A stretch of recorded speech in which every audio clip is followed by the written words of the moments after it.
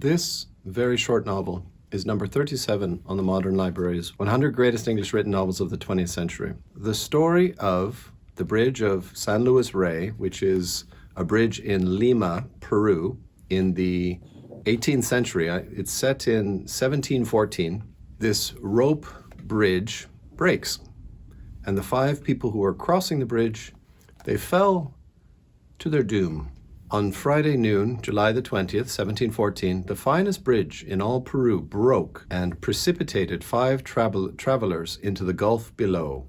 A monk watches this happen. He sees the bridge break and he watches these 5 people falling to their deaths. Brother Juniper. The first chapter is about this man, Brother Juniper, and he is trying to understand God's will. And before this accident with the bridge, he was trying to categorize people in society as to goodness as human beings. If he could figure out a way to measure each human being and how they died, he is hoping to come up with some kind of an equation to figure out God's plan. But somehow it doesn't work very well. As the scientific people say, we need to have a controlled environment to measure these people. And so when he sees these 5 people falling from the bridge, he theorizes that if this is God's destiny for these 5 people, then there must be something in common between these 5 souls that God would end their lives in exactly the same way at exactly the same time. So this Brother Juniper, he decides that he's going to learn as much as he can about these 5 people to understand the will of God. He thinks he has a perfect test subjects, I guess you would call them, to measure why God killed them in this way. It's really very interesting. And then we get to chapter 2, which is about one of the first victims. It is this old woman who the city, they don't treat her very well. She's one of the richest women in the city, but no one in the city respects her. Nobody loves her because she doesn't behave like a lady, right? She dresses in a funny way, she behaves in a strange way, and somehow her brain is occupied with other things. And what she's truly occupied with is her daughter, who she loves dearly. Now, her daughter, at an early age, also realized that nobody in Lima liked or respected her mother, and so her daughter also felt the same way. So her daughter really shunned her mother. And when she got married, she left Peru to go to live in Spain. So this lonely, forlorn, intelligent woman spends her entire life writing letters to her daughter in Spain, trying to explain to her daughter how much she loves her. And of course, this is quite unrequited by the daughter, who thinks that her mother is a little bit loopy. And one of the first people that we learned died on the bridge that day. The third chapter is this incredible story of these 2 twin brothers, Manuel and Esteban, whose mother abandoned them as babies, left them on the doorstep of the nunnery. So these 2 boys were raised in a nunnery by all the sisters until they became a certain age, and then they were told to leave for obvious reasons. Because these 2 boys, twins, were abandoned, because they grew up the only boys in this biosphere of pious women, these boys were quite silent, and they had each other and no one else. And even when anyone in the town meets one of the twins, the first thing they always say is, "Are you Manuel or are you Esteban?" "Okay, I need Esteban." So these 2 brothers live in this wonderful symmetry of brotherly affection until one day, one of the brothers falls in love with an actress. And it is like a lightning bolt between the relationship these twins have with one another. The third chapter or the fourth chapter, I should say, is called Uncle Pio. And Uncle Pio is that actress that one of the twins fell in love with. He is the mentor of that actress. He bought her from a traveling band of gypsy people. He saw this little girl singing in a pub, and he said, "I want to buy her," and he bought her. And the reason he bought her was because he could see that she has talent. And Uncle Pio is kind of a gypsy himself. Like, he's a jack of all trades. He knows everything. And he decides that he is going to teach this young girl to be the greatest actress in Peru And when she's ready, they will travel to Spain and they will show everyone in Spain, look, this raw Peruvian talent. He is cultivating her to be this great artist. That's the novel. Now, wait a minute, Grant. You've talked about a bunch of characters and you've said 5 people have fallen from the bridge that day, but I don't think you've talked about 5 people. Yeah, I'm going to have to draw a line there because this book is unbelievably short. It starts on page 5 and it ends on page 107. So we have 102 pages of writing, and occasionally we get pages like this.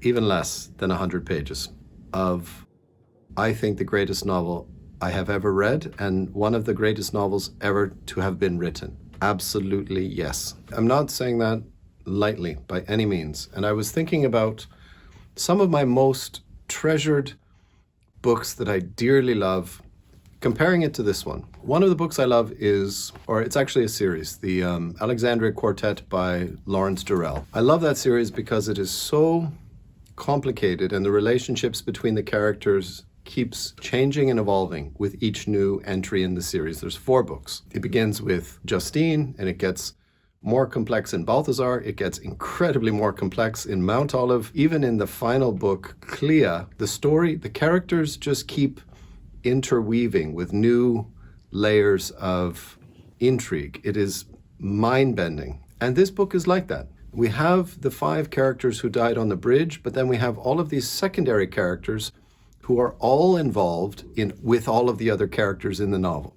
Like I mentioned the 2 twin brothers, Manuel and Esteban, and how they were raised in a nunnery by the head woman, who I believe is called the abbess. And she, the abbess, plays a very significant role in the novel. Short novel. We have the principal character of the mother who's writing letters to her daughter, but the daughter plays a significant role. We have Uncle Pio, who's trying to mentor and facilitate this girl that he's in charge of, and she plays an enormous role in every single one of the chapters. So we have this very, very complex web of intrigue. There's Invisible Cities by Italo Calvino, and the reason I love that so much is because the writing it's one of the most poetically written books I've ever read. That is also mind-bending because it was translated from Italian. Like that is something I just can't get over. This novel has the most beautiful, elegant sentences I've ever read. The whole book is poetry, very similar to that Japanese style of writing where every sentence is like a haiku that has this glimmers and flashes of epiphany, realization. The sentences are so powerful with their perfect description of that one sentence, that one thing that is being described. What's another one? What's another book that I love? Stoner by John Williams, because it is this portrayal of human existence, trials, tribulations, suffering, and love. And this book is very, very much about that. I'm going to talk about love in a moment. What was another one? I had a 4th one. Similar also, Of Human Bondage by Somerset Maugham. This very delicate and subtle portrayal of human life, human desire, struggle, achievement, failure, all of that in Of Human Bondage. And that's all in here as well. Of those 4 books, this short novel, The Bridge of San Luis Rey, has all of those elements, but it transcends all of them. I can't even put it into any other category with anything else I've ever read. All of literature that I love, the USA trilogy by John Dos Passos, Tropic of Cancer by Henry Miller. I admit it, I love it. The Japanese writing I like, the European writing that I love. This is head and shoulders above everything else. I'm not kidding. It is the greatest thing I've ever read, and the only thing you could possibly complain about is that it's too short. And that is a legitimate complaint. Imagine if you heard the most inspired music that you'd ever heard in your entire life. It just instantly carries you away, but it's only 20 seconds long. And that's it. Perfect, sublime, divinely inspired music, but just 20 seconds. It is a complaint that I think is fair. Originally, when he sent the manuscript to the publishing company, they were like, it's too short. We can't print this because people are not going to pay money for such a few number of pages, man. Come on, get some more pages in there. And he refused, rightly, but the publishing company, they have a point. We're trying to make money here. So what I want to speak about is the reason this novel really carried me away is because this novel is about love, but not emotional love, like not a love between, like not a romantic love. That's what I'm trying to say. This book is not about romantic love. We have this priest who's trying to understand the will of God because he's devoted to God, and he's trying to understand the will of God so that he can become a more devout follower of his religion. He's trying to work towards it as a way of expressing his love for God. In the second chapter, we have this woman who is completely devoted to her daughter, who doesn't return her affections. But nothing will diminish her love for her daughter. Even when her daughter is brusque, when her daughter is dismissive, it won't change the fact that she is wholly devoted to the love for her daughter. And think how rare that is in literature. We don't get a lot of happy mother-daughter relationships. And even in this book, it's not particularly happy. In the third chapter, the brotherly love between these twins, how they exist together, almost in opposition to the rest of the world because they're so strange. Everybody knows they're the twins. Everybody knows that they don't speak. And then suddenly this little rift appears between the two twins, which changes things utterly. And what was the last one? Oh, this Uncle Pio. So we have this strange situation where this older man is taking care of this girl. They are striving to achieve this perfection on the stage, the theater. One of the most challenging forms of art because it can't be captured. It exists for an hour, 2, 3 hours, and then it is gone. All they are doing is they're trying to perfect this artistic craft to be the greatest actress the world has ever seen. And they love one another, but not in a relationship way. They love the fact that she is learning and he is teaching, and together they are creating a pure form of art that is celebrated all throughout Lima. She's a very, very famous actress, and that is also a form of love. They are artists striving to create a better, more refined, more perfect version of their art. In all of those situations, we have love, but it's not the bubblegum, popcorn, Hollywood movie form of love. We have different experiences of love, which was very, very powerful for me to read. Something so magical about the way that Thornton Wilder writes. It does something. From now on, I will tell people proudly, this is the best book I've ever read. Jesus, Grant, calm down a little. Well, like when you find it, you found it. Something is clearly better than others. Even others of a very exalted category, there can still be something even better than that. Trust me, read this book and feel every single sentence of it. It is miraculous. Let me read something. I'm even afraid to read anything because I just want to do justice to it. So this is from the chapter called Esteban. It's about the two twin brothers, and it's where one of them has discovered that his brother loves the actress. So Manuel falls in love with the actress, and now Esteban has realized that his brother has affections in another direction. But the life that Esteban was leading had been full enough for him. There was no room in his imagination for a new loyalty, not because his heart was less large than Manuel's, but because it was of a simpler texture.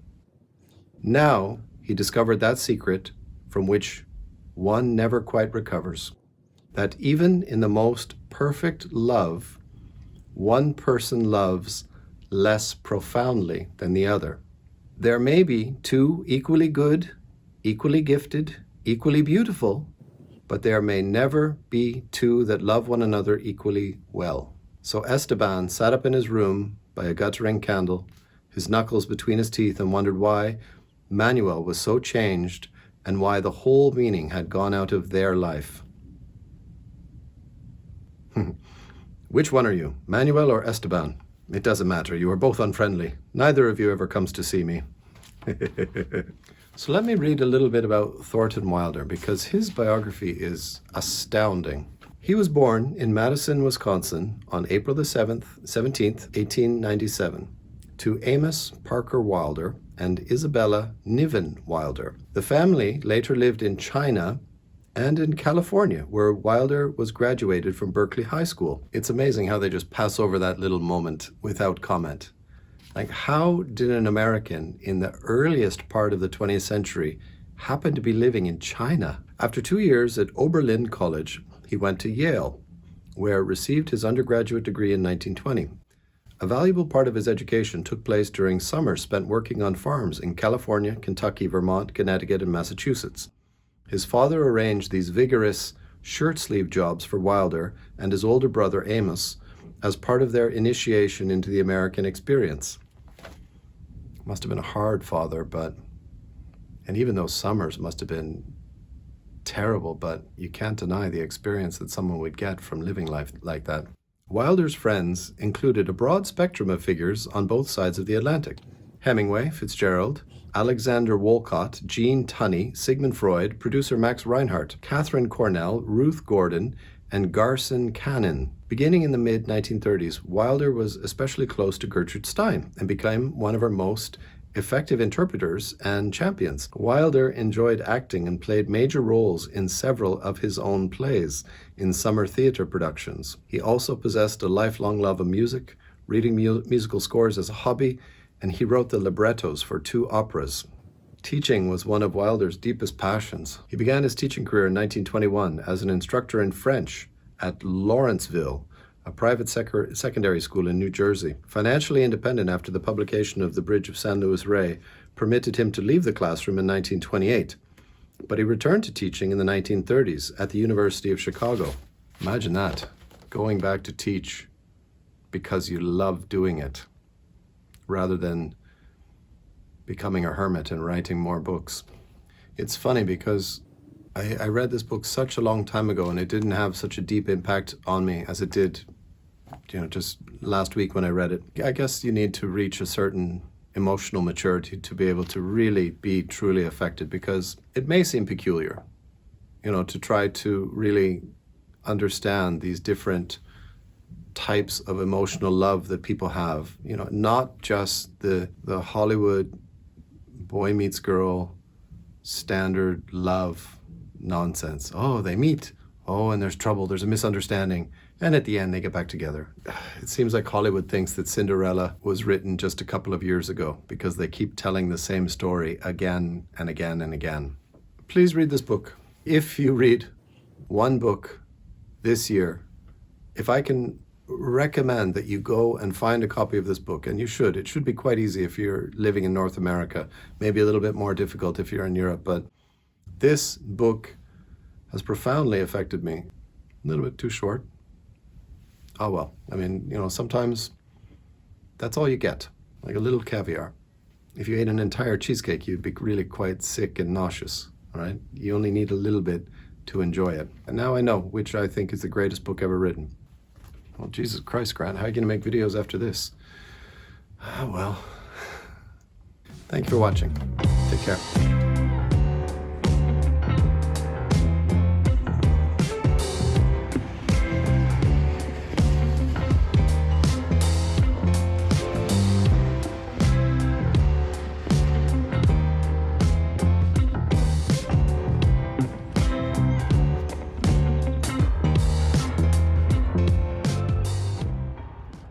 Proper word in today's language. He was her, say, father figure. Not exactly. He bought her from a traveling band of gypsy people.